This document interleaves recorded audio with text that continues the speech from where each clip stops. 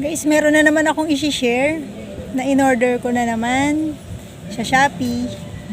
So, papakita ko muna uli sa inyo para magkaroon kayo ng idea.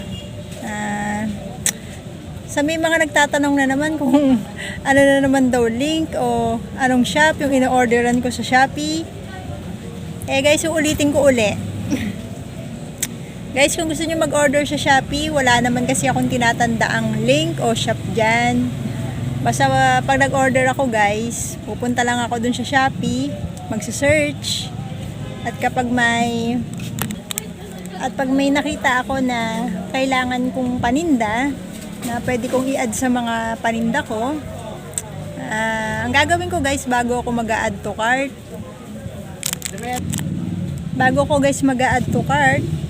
babasahin ko muna yung comment section ng shop para malaman ko kung legit o yun nga ba yung order na natatanggap nila bago ko yan i-add to cart. Kagaya nga nang nasabi ko guys, dati hindi ako aware doon, nag-add to cart agad ako, pero minsan nga guys, tsempuhan nga, ang nangyayari ay nagkakamali ako ng shop guys, kasi hindi nga minsan legit yung shop. Kaya kung ayaw nyo, yun ang inaalala nyo guys, lagi nyo tingnan yung comment section. O kung wala pang, minsan meron din talagang shop na wala pang comment kasi wala pa nag-order doon. So, kung duda kayo, wag muna kayo mag-order doon. Basta mag-order kayo guys doon sa mga may magagandang comment. At yung kung maaari, yung marami na talaga nag-order.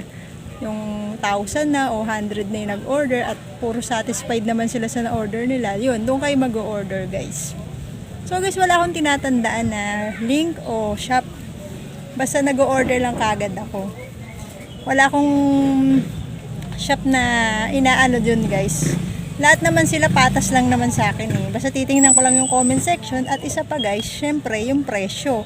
Kung match ba dun sa pwede ba natin gawing pantinda. So kung pwede nating match naman sa pwede naman sa tindahan natin, may kita pa rin tayo. Yun, pwede. Kung halimbawa sobrang mahal naman guys, wala tayong kikitain. So, syempre, hindi tayo kukuha doon. So, yung pa nga pinapakita ko sa inyo guys, may kita ako doon, kaya ino-order ko yun. So, ganun lang guys ang ginagawa ko dyan sa Shopee. Pag nakita nyo naman guys na yung o-orderin nyo, mahal, wala kayong kikitain, huwag nyo nang orderin. Pero kung may nakita naman kayo guys na product na maganda, at maganda rin yung mga comment, at may kita naman talaga kayo guys, so, why not? Ba't hindi kayo o-order? So, ganun lang guys ang gawin din nyo. So, ito may share na naman ako ng mga na-order ko na. Papakita ko na naman sa inyo para nagkaka-idea rin kayo sa presyo ng mga ayan. Basta pagka sinabi ko guys, kasama na yung shipping fee doon. At madalas nga guys, wala yung kasi meron free shipping si Shopee. So, madalas wala siyang shipping fee. Kaya, maganda yung kita natin pag ganun. Basta diretso na yung puhunan guys na sinasabi ko sa inyo para hindi masyadong matagal yung video ko. Direkta na yung puhunan, kung magkano ko bebenta, at yung kita ko nga guys. Ganyan ko sinishare yan sa inyo. So ito na nga guys. Order ako sa Shopee. Ito nga. Ito pa ang iba.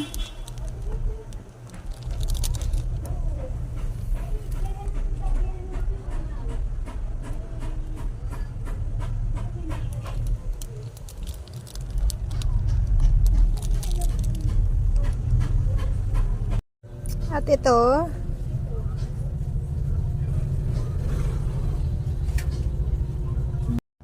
pa. So, nag-order ako ng tissue, spray net, Jolen. So, itong Jolen, umorder ako ng 20 pieces. Ang puhunan niyan, 13. Ang benta niyan, 25. Isang balot. So, may kita dyan na 12 kada isang balot. Ito namang tissue, umorder ako ng 2 bundle. Ang isang bundle ay 8 pieces. So, 16 pieces lahat yan. Ang per peraso niyan ay 14 ang puhunan. Ang benta niyan ay 30. So, may kita dyan na 16 kada isang peraso. Ito namang spray net. Ang puhunan niyan ay 67. Ang benta niyan 80. So, may kita dyan na 13. Kumuha lang ako ng 6 kasi meron pa naman. So, nag-order ako ng clip fan, clam sa buhok. Itong clip fan, umorder ako ng 1 dozen. 3 green, 3 violet, 3 blue, 3 pink. So, 1 dozen lahat. Ang puhunan niyan, 170 isa. Ang benta niyan, 230. So, ang kita dyan, 60 sa bawat isa.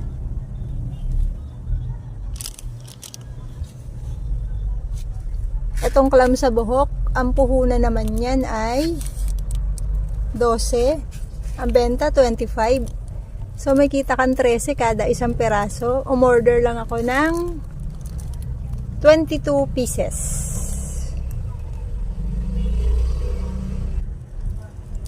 Umorder din ako ng pacifier. Ito yung may colored. Ito naman yung nipples lang yan na plain. Sinulid na puti. 5 box. Cord ng Android. 10 peraso. Tumbler na may straw. 4 lang. Sign pen na boy lang tatak. 10 box. Pouch. Green, red, tsaka blue.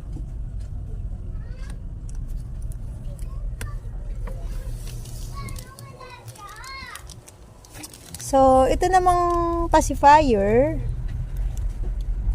Ang puhunan niya ay 15. Umorder ako ng 20 dapat yan eh. Kaya lang yung pink, naging 4 lang kaya dapat 5. Tagli 5 dapat ng 4 na kulay na yan. Kaya lang, nakita ko 19 lang ang nalagay ko. Kaya 19 peraso lang siya.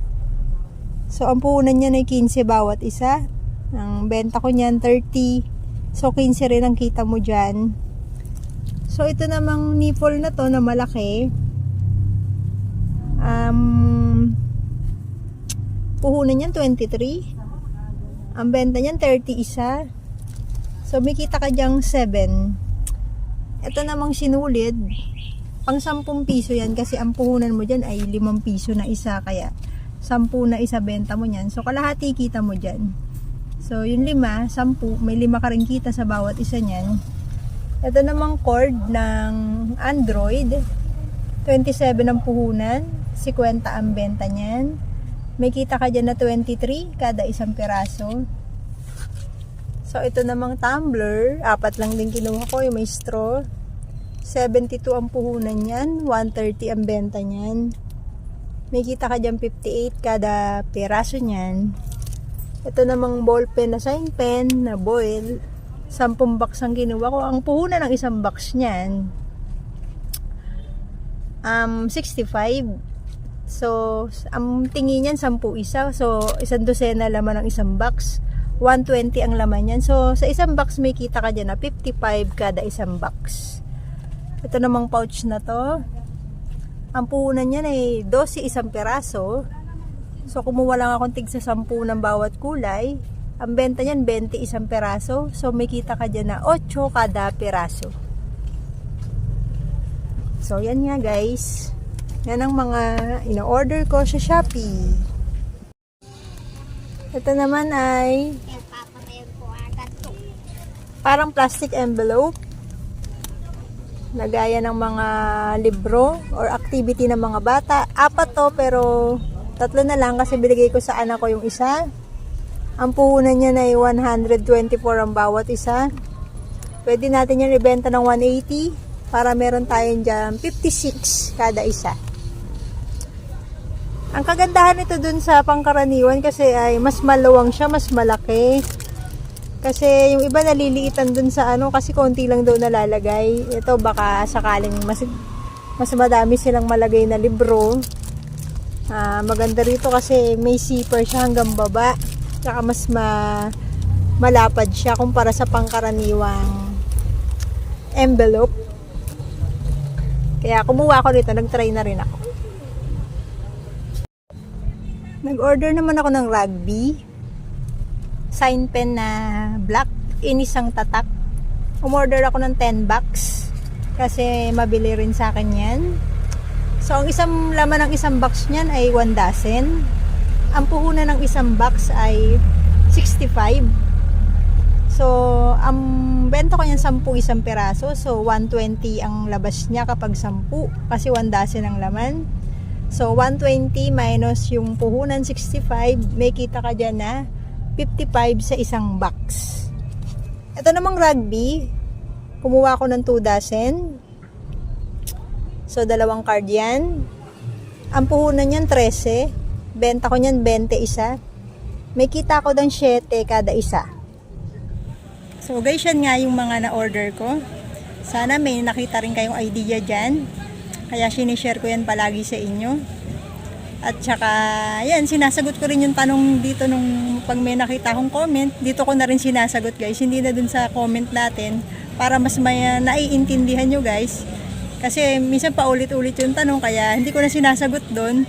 Hina-heart ko na lang at dito ko na rin sinasagot. So, guys, thanks for watching.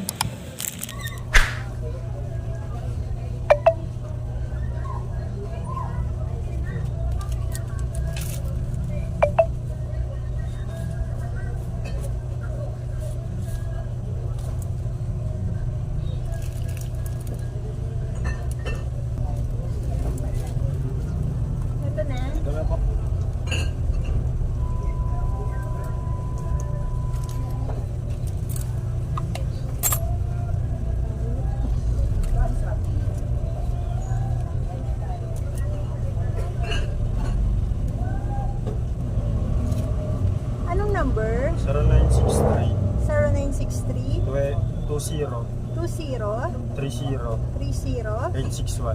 861. Ito yan, no?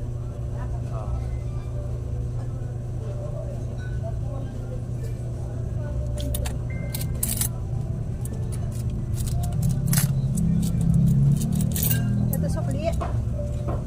Bawas na yung load dito.